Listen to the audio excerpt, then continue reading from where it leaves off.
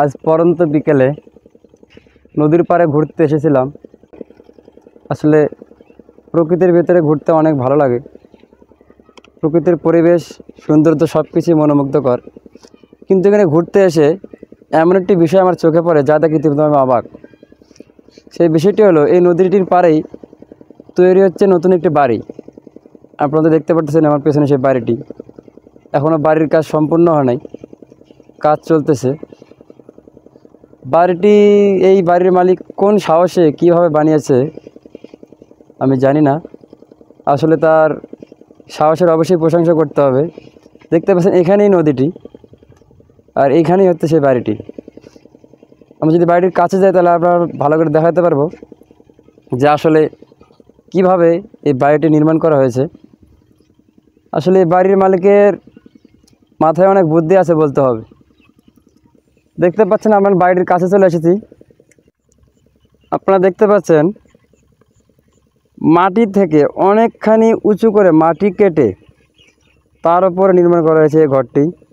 যেহেতু নদীর পার, এখানে একটা পানি বেড়ে গেলে পানি ওঠার সম্ভাবনা আছে, সেখান থেকে মনে হয় এই বুদ্ধিটি করেছে।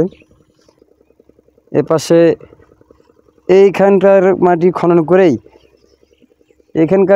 খনন করেই এইখানটা উঁচু করে বানানো হয়েছে এই বাড়িটি। আপনারা বুঝতেই পারছেন যে বাড়ির সামনে আঙিনা থাকার কথা, কিন্তু আমরা যদি এই বাড়িটির সামনে যাই, আপনাদেরকে সামনে থেকে দেখানোর চেষ্টা করি। আমরা যদি এই বাড়িটির সামনে যাই, আমরা যদি সামনে থেকে যদি একটা ভিউ ধরি, প্রকৃতির অপরূপ লীলাভূমি।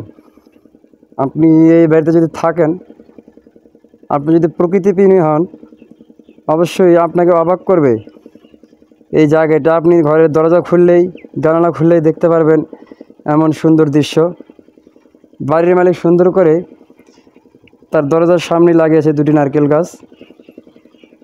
সত্যি বিস্ময়কর এই বাড়ির নির্মাণটি। তার থেকে বড় বিস্ময়কর, বাড়ির সকলে রাখে আঙিনা, এই বাড়িটির সামনে আঙিনা নেই। দেখতে পাচ্ছেন বিশাল বড় গর্ত। আসলে আমার যতদূর মনে হয় তার অন্য কোনো জায়গাতে মাটি কাটার সামর্থ্য ছিল না, হয়তোবা থাকলে হয়তোবা বাড়ির আঙিনায় এমন গর্ত সে করতো না, অথবা ভবিষ্যতে সেই গর্ত অবশ্যই ভরাট করবে আমার বিশ্বাস। আমরা বাড়ির মালিককে খোঁজার চেষ্টা করেছি, দুর্ভাগ্যজনকভাবে সেই বাড়ির মালিককে আমরা পাই নাই।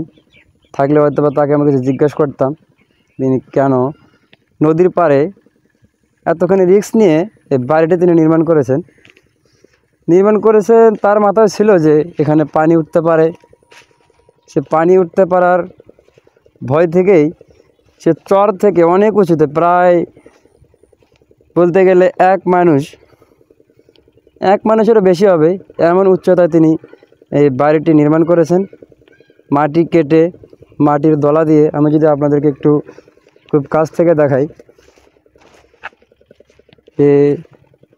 এরকমভাবে মাটির দলাগুলোকে একের পর এক ওপরে রেখে তার উপর নির্মাণ করেছে বাড়িটি। এটি ছিল নর্মাল চর, এপাশে নদী আপনারা তবে দেখতে পাচ্ছেন। আমি এটা একটু সামনে যাব, সামনে থেকে আপনাদেরকে দেখাবো যে বাড়িটি কীভাবে এবং কত সুন্দরভাবে নির্মাণ করা হচ্ছে। দেখতে পাচ্ছেন বাড়িটির সম্মুখভাগ সূর্যের কারণে খুব বেশি একটা আলো দেখা যাচ্ছে না। এখানে বসানো হয়েছে একটি টিউবওয়েল। আমি যদি আরও একটু সামনে যাই, এবং বাড়ির সামনে ফাঁকা জায়গাটুকুতে অলরেডি আগে থেকে লাগানো হয়েছে লাল শাক। সব কিছু মিলিয়েই আজ বিকেলে ঘুরতে এসে এই বাড়িটি দেখে অনেক ভালো লাগলো। আসলে মানুষ চাইলে অনেক কিছু করতে পারে, আর সৎ সাহস থাকলে অনেক কিছু করা সম্ভব, যেভাবে এই বাড়িটি নির্মাণ করা হয়েছে। আপনাদের এই বাড়িটি কেমন লাগলো, এবং এই বাড়িটি পানি হলে কতটুকু টিকবে আপনারা একটু জানিয়ে দেবেন। এবং আমি অবশ্যই সাধুবাদ জানাই এরকম একটি বাড়ি নির্মাণ। যদিও বা এটি রিস্কি কাজ, অথবা এই বাড়ির মালিক জেনে বুঝে এই কাজটি করেছে। সব কিছু মিলিয়েই একটু বিস্ময়করই লাগলো এরকম একটি বাড়ি নির্মাণ।